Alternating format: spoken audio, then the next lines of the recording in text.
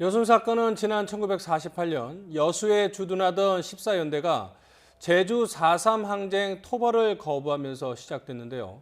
당시 대대적인 진압 과정에서 희생자가 만여 명 나온 것으로 추산되고 있습니다. 72년 만에 재심 판결이 나왔는데 사형된 민간인에게 처음으로 무죄가 선고됐습니다. 김범한 기자입니다. 72년 만에 억울한 죽음의 한이 조금이나마 풀리게 됐습니다. 지난 1948년 여순 사건 때 반란군을 도왔다는 이유로 사형된 당시 29살의 장환봉 씨에게 재심에서 무죄가 선고된 겁니다. 재판이지만 아버지 내란죄가 무죄가 됐지만 너무 고맙습니다. 아버지의 그 내란죄 무죄로 해서 모든 분들이 다 무죄가 되기를 간절히 희망하고, 재판부는 장 씨가 내란죄를 저질렀다는 증거가 없고 적용된 포고령도 너무 포괄적이어서 무죄라고 밝혔습니다.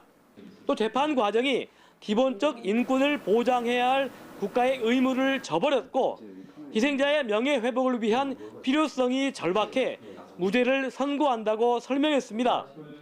함께 재심이 청구된 나머지 2명은 재심을 청구한 희생자 유족도 사망하면서 사건이 종결됐습니다. 국가 권권력에 의해 민간인들이 학살되었다. 이것은 국가가 잘못한 행위다.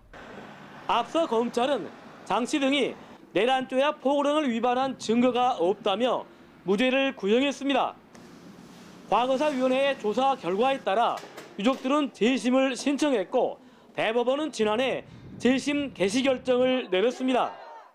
재심이 시작되자 여수와 순천 지역 시민단체는 2,400여 명의 서명을 받아 무죄 판결을 촉구하는 의견서를 재판부에 내기도 했습니다.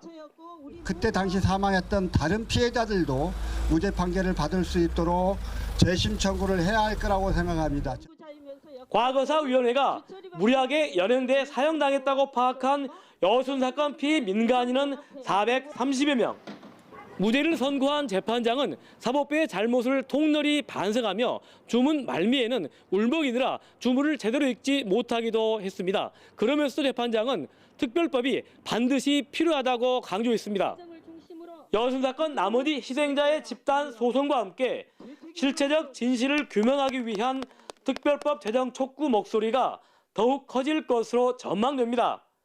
YTN 김범환입니다.